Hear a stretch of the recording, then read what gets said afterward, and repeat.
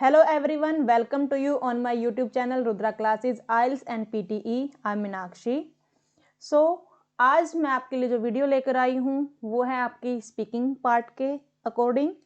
Speaking part आप सभी को पता होगा कि जो PTE है उसमें हमारे पास 4 मॉड्यूल होंगे जैसे IELTS में होते हैं. फर्स्ट आपका स्पीकिंग होगा, देन आपका राइटिंग होता है, उसके बाद रीडिंग एंड देन आपका लिसनिंग आएगा.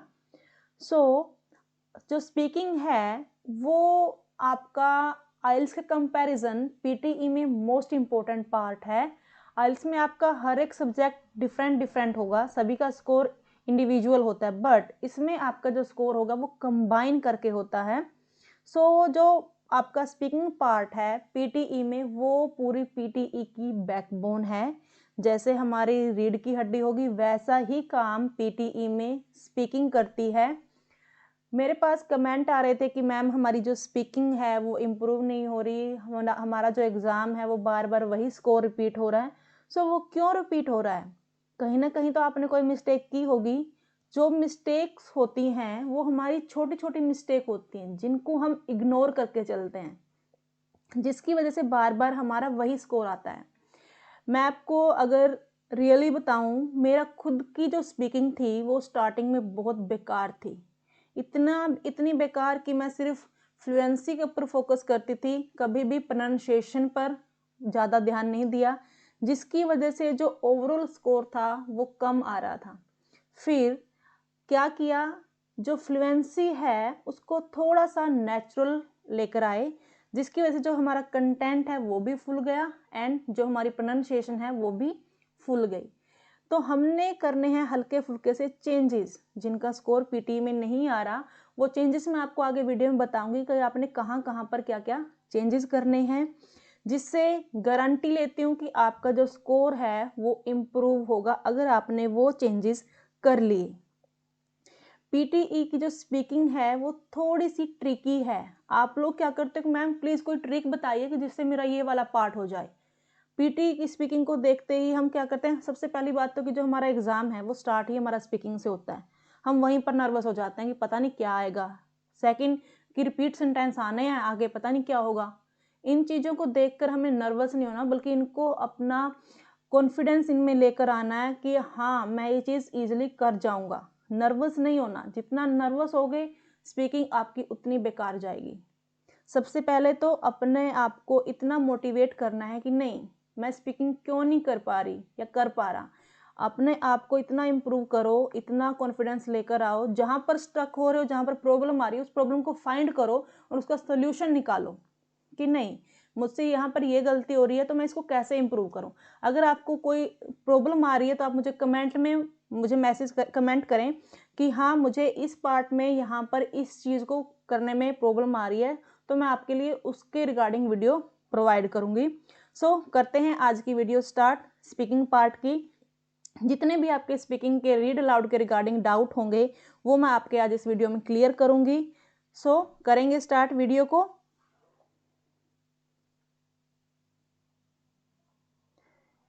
आज मैं सिर्फ आपके लिए एक ही पार्ट लेकर आई हूँ जो होगा आपका रीड अलाउड के रिगार्डिंग पार्ट. रीड अलाउड आपका मोस्ट इंपॉर्टेंट पार्ट है. 44 मार्क्स इसमें होते हैं आपके.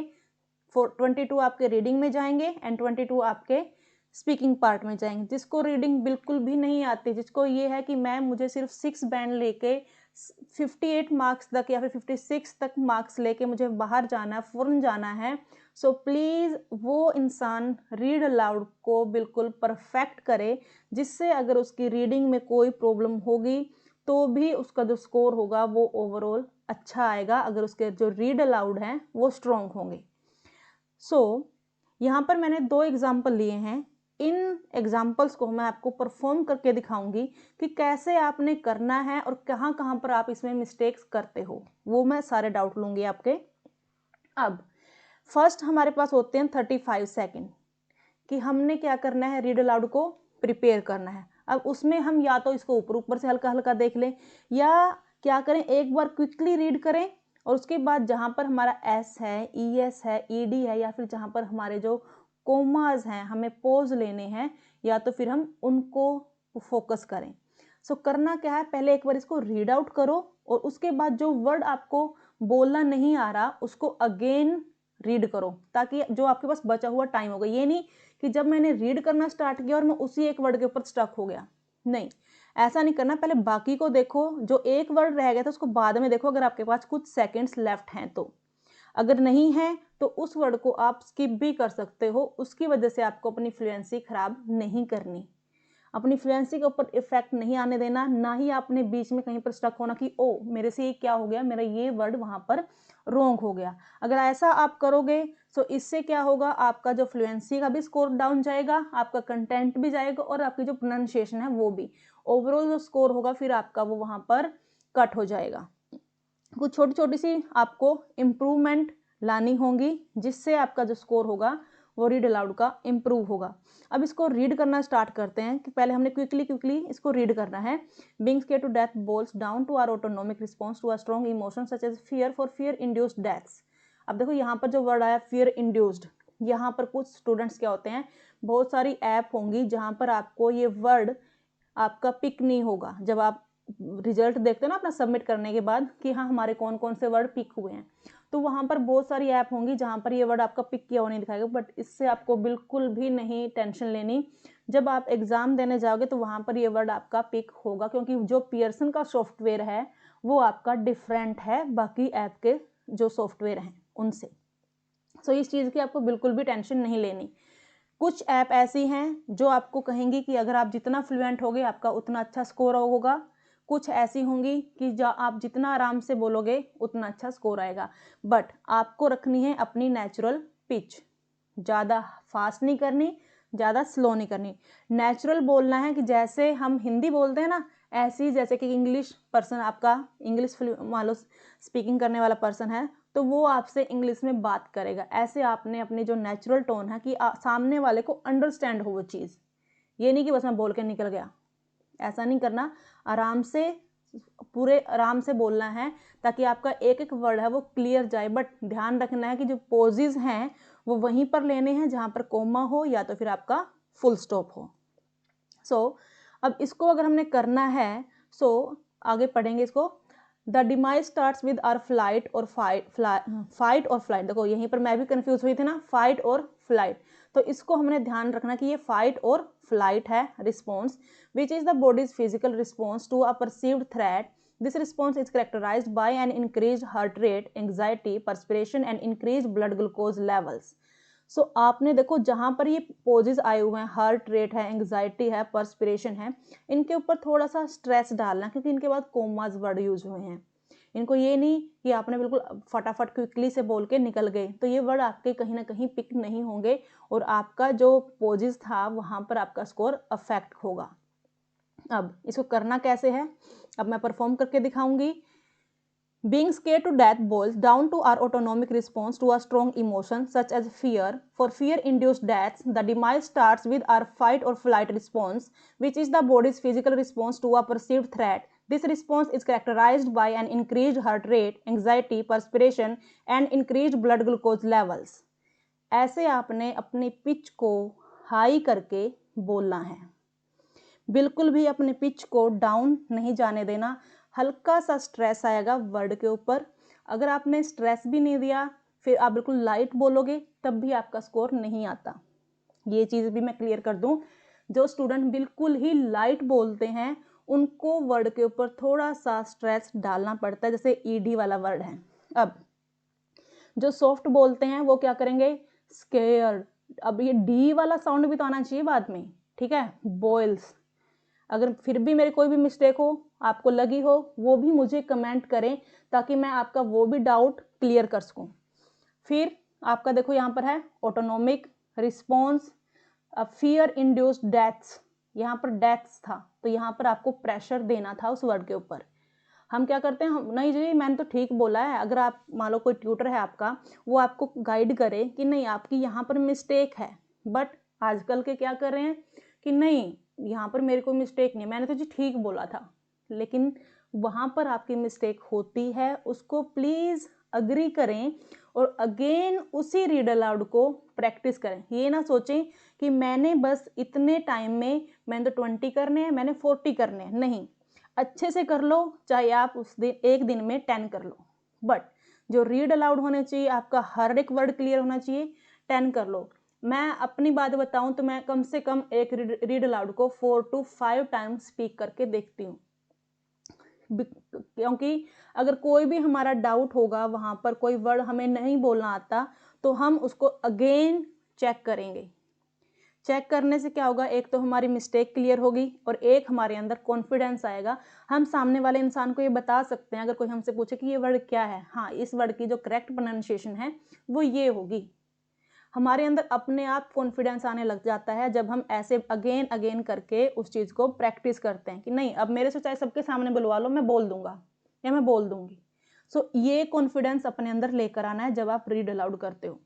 इससे आपका क्या होगा, जो आपके रिपीट सेंटेंस है ना वो भी इंप्रूव होते चले जाएंगे, क्योंकि आपको वर्ड की क्लैरिटी होनी चली जाएगी। रिपीट सेंटेंस में होता क्या है, वो सेंटेंस बोलते हैं, अब हमें वर्ड की प्रोनाउंसिएशन ही नहीं आती तो हम रिपीट सेंटेंस कैसे कर लेंगे। एक दो वर्ड हम बोल देंगे, द, टू, फॉर, ऐसे वर्ड बोल देंगे, लेकिन जो बड़े वाले वर्ड हैं, मोर एकेडमिक वर्ड हैं, वो वहां पर आएंगे, उनको बोलने में हमारी जो टंग है वो स्टक होगी ही होगी। सो उसके लिए आपको रीड अलाउड को अगेन एंड अगेन प्रैक्टिस करने की नीड है, वरना पीटी वाले बेवकूफ़ नहीं है कि वो पहले रीड अलाउड को दे रहे हैं फिर रिपीट सेंटेंस को दे रहे हैं। पहले हमारी जो टंग है ना वो फ्लुएंट हो जाती है जब हम रीड अलाउड को परफॉर्म करते हैं, उसके बाद हमारे पास रिपीट सेंटेंस आते हैं, ताकि हमारी जो फ्लुएंसी बनी हुई है ना वो हम कंटिन्यू चलें। ओके, सो ऐसे आपने क्या करना है, इस चीज को प्रैक्टिस करनी है। नेक्स्ट एग्जांपल है हमारे पास, Scientists have identified the maximum mix of heat and humidity a human body can survive. Even a healthy young person will die after enduring 6 hours of 35 degrees Celsius warmth when coupled with 100% humidity. But new research shows that threshold could be significantly lower. अब ये मैंने आपके सामने first time ही इसको करके perform करके दिखा दिया, क्योंकि मेरी इन चीज़ों की प्रैक्टिस हो रखी है। अब मैंने बहुत सारे रीड अलाउड किए हैं जब मैंने अपना खुद का एग्ज़ाम दिया था। सो आपने भी क्या करनी है, ऐसे ही प्रैक्टिस करनी है। आप लोग क्या करते हो कि हम तो जी सॉफ्टवेयर की जगह पे हम तो यूट्यूब से करेंगे। सो आप यूट्यूब से भी कीजिए, नो डाउट, बट यूट्यूब पर भी आपको ऑडियो भी प्रोवाइड होती है जब आप रीड अलाउड की प्रैक्टिस करते हो। आपके पास 1 आवर की वीडियो आती है, उस वीडियो में वो इंसान आपको परफॉर्म करके भी दिखाता है कि कैसे आपने परफॉर्म करना है और उसने कहाँ कहाँ पर पोजेस लिए हुए हैं। बट हम क्या करते हैं, हमने उनकी नहीं सुननी जी, हमने तो अपने 20 करने हैं बस। आज 20 कर दिए तो काम खत्म, वहां पर काम खत्म नहीं होगा आपका। आपने अगर वो 20 किए हैं तो उनको सुनो भी, कि अगर हमारे अंदर अब इतना भी नहीं है कि क्या पता कैसे कैसे वर्ड वो डाल देंगे। किसी का आर्ट बैकग्राउंड है, किसी का आपके पास मेडिकल बैकग्राउंड है, किसी का कॉमर्स बैकग्राउंड है, सो सबका जो बैकग्राउंड है वो डिफरेंट डिफरेंट है। कोई हिंदी मीडियम से है, तो इसमें ये सारी चीज़ें हैं जो जहाँ पर डाउट होगा वो हमें कौन बताएगा, या तो अपने ट्यूटर से पूछेंगे आप, या तो फिर आप खुद क्रॉस चेकिंग करेंगे उस चीज़ की कि कहाँ पर मेरी मिस्टेक हो रही है। और जो करते हैं प्रैक्टिस एपी यूनि से या फिर लैंग्वेज अकेडमी से, सो इनमें से कोई भी ऐप है वो बिल्कुल प्रॉपर एक्यूरेट नहीं है कि आपका बिल्कुल 90 स्कोर वो आपको प्रोवाइड करेंगी। आपको जो ट्यूटर है वो सही से गाइड करेगा। आपने उनसे भी पूछना है कि हाँ क्या मैं सही से परफॉर्म कर रहा हूँ, क्योंकि एपी यूनि पे क्या है कि आपका 67 से लेकर 65 टू लेकर आपका 70 80 तो किसी ही रीड अलाउड में आपका स्कोर जाएगा, तो उसके बीच में आपका स्कोर रहेगा। बट वो ठीक है, जहाँ पर फिर भी आपको कोई डाउट आ रहा है तो आप उसको अपने ट्यूटर से पूछिए, उसके बाद उस डाउट को क्लियर कीजिए और उसको अगेन परफॉर्म करके उनके सामने ही आप उनको दिखाइए, ताकि आपका जो डाउट है, आपका जो रीड अलाउड का पार्ट है वो स्ट्रॉन्ग हो जाए। अगर आपका ये वाला पार्ट स्ट्रॉन्ग होगा तो रिपीट सेंटेंस में आप डेफिनेटली चेंजेस देखोगे। इससे आपके अंदर इतना कॉन्फिडेंस बिल्ड हो जाएगा कि आपको रिपीट सेंटेंस करने में भी कोई प्रॉब्लम ही नहीं आएगी, क्योंकि अगर हमारी स्टार्टिंग ही अच्छे से होती है तो आगे हम बहुत अच्छे से परफॉर्म करेंगे। ये थे आज के मेरे 2 एग्जाम्पल।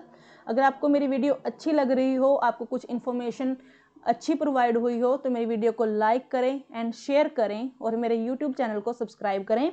प्लीज़ मेरी वीडियो को फॉलो करें ताकि जिनका भी पीटी में स्कोर नहीं आ रहा उनका एग्ज़ाम क्लियर हो जाए और वो भी जल्दी से जल्दी फ़ौरन चले जाएं और अपने ड्रीम को पूरा करें। अब यहाँ पर वही मिस्टेक्स हैं जो आप इसमें करते हो, रॉन्ग प्रोनाउंसिएशन। अब हम बोलते हैं कि जी एक वर्ड तो हमने गलत किया है, एक ही वर्ड तो हमने गलत किया है, बट फिर भी कंटेंट का जो स्कोर है वो डाउन चला गया। आपको मैं क्लियर कर दूं, जो कंटेंट होगा और जो प्रोनाउंसिएशन होगी वो बोथ आपकी एक ही चीज़ होंगी, इंटरलिंक्ड होती हैं वो दोनों चीज़ें। सेम आपका कंटेंट में से मार्क्स कट होगा अगर आपकी जो प्रोनाउंसिएशन है वो रॉन्ग जाएगी तो। ये चीज़ आप क्लियर रखें अपनी। वही कंटेंट होगा, कंटेंट कौन सा है, वही वर्ड जो हमें दिए हुए हैं, पैसेज दिया हुआ है उसी को तो रीड करेंगे, उसी की तो प्रोनाउंसिएशन है और वही हमारा कंटेंट है।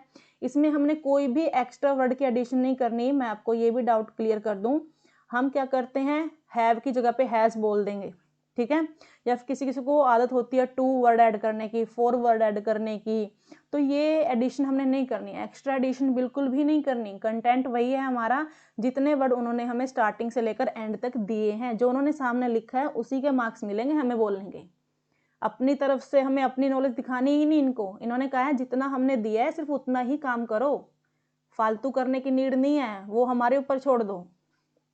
फिर उसके बाद है कि प्रॉपर पोजेस। जैसे मैंने कहा कि जहाँ पर आपके जो ब्लैंक्स आए, ब्लैंक्स नहीं, जो आपके कोमाज आएंगे या फिर फुल स्टॉप्स आएंगे, वहाँ पर आपने नेसेसरी पोज लेना है। उसी से आपकी जो फ्लुएंसी बनेगी। ये नहीं कि बस मैं क्विकली ऐसे बोलता जा रहा हूँ, scientist have identified the maximum mix of heat and humidity of a human body can survive. कुछ भी समझ में नहीं आएगा भाई, कुछ भी समझ में नहीं आएगा इससे, बल्कि आपका ही कॉन्फिडेंस डाउन जाएगा। क्योंकि जैसे जैसे पीटी के एग्जाम में आपके रीड अलाउड खत्म हो जाएंगे ना, उसके बाद रिपीट सेंटेंस आएंगे, आपको आपके माइंड में टेंशन होने स्टार्ट हो जाएगी कि हाँ मेरे तो रीड अलाउड बकवास कर दी मैंने, कुछ भी समझ में ही नहीं आएगा कंप्यूटर को। बेचारा कंप्यूटर क्या करेगा, क्योंकि हमने बोली इतनी स्पीड से है। सो इसको थोड़ा सा इजी वे से करना है आपने। नेक्स्ट है हमारे पास कि स्टकिंग, बीच में किसी भी वर्ड पर स्टक नहीं होना। प्लीज इस चीज को इम्प्रूव करो। जिस वर्ड की प्रोनाउंसिएशन नहीं आती उसको नोटबुक में क्या करना है आपने, डेली मान लो आपने 20 रीड अलाउड किए हैं, तो उसमें जो जो डिफिकल्ट वर्ड हैं उनको अपनी नोटबुक में नोट करते जाओ और साइड में आप उसको हिंदी में चेंज करके लिखो, कन्वर्ट करके लिखो, फिर आप उसको बोलो। मैंने बहुत सारे स्टूडेंट्स के ऊपर ये टेक्निक फॉलो की है और मैंने उनके अंदर इम्प्रूवमेंट देखी है। मैं पहले ट्यूटर भी रही हूँ। सो प्लीज़ आप क्या करो, उसको इम्प्रूव करो। आपका स्कोर बहुत ईजिली आप इसमें अच्छे से 60+ स्कोर ग्रैब कर लोगे। बट जहाँ पर आपको स्टक हो रहा है, जो वर्ड नहीं बोलना आ रहा, उसको नोटबुक में नोट करो और डेली उसके घर पे जाके प्रैक्टिस करो। फिर आपका जो लास्ट वाला पार्ट है वो है आपका कॉन्फिडेंस। कॉन्फिडेंस, अब क्लास में क्या होता है, हम एक क्लास में जाते हैं, वहाँ पर क्या होता है, कुछ स्टूडेंट इंटेलिजेंट होंगे, कुछ बिल्कुल डल होते हैं, कुछ होते हैं मीडियम वाले। अब उन इंटेलिजेंट को देख के जो लो वाले हैं वो तो बेचारे वैसे ही वो हो जाते हैं कि नहीं भाई मेरे को तो नहीं आता, इसको तो सारा आता है।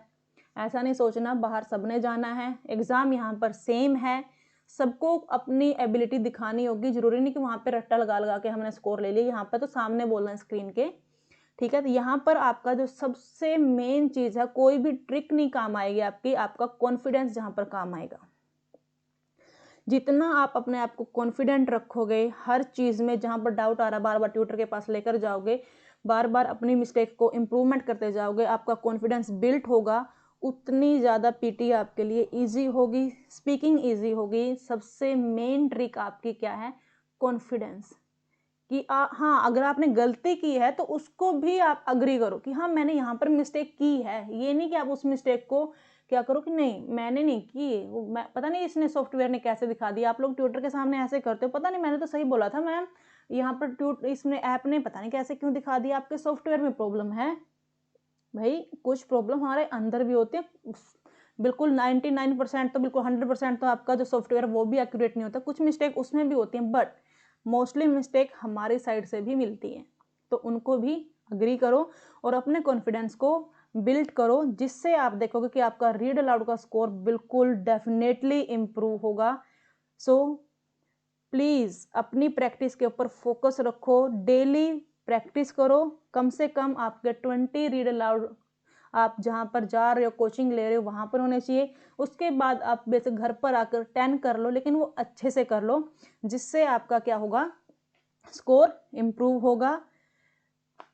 Thank you for watching my video and please share करें मेरी वीडियो को एंड लाइक करें और मेरे चैनल को सब्सक्राइब करें, ताकि मैं आपके लिए और अच्छी अच्छी वीडियो लेकर आऊं और इन सारी वीडियो से बहुत सारे जो स्टूडेंट्स हैं वो बेनिफिट उठा पाएँ और वो भी फ़ौरन जा सकें बिना किसी टेंशन के और एग्ज़ाम को ईजिली क्रैक करें। उनको ये ना हो कि हमारा एग्ज़ाम रह गया। जितनी ज़्यादा आप मेरी वीडियो को शेयर करोगे उतना ही ज़्यादा जो स्टूडेंट होंगे वो एग्ज़ाम क्लियर कर पाएंगे। Thank you.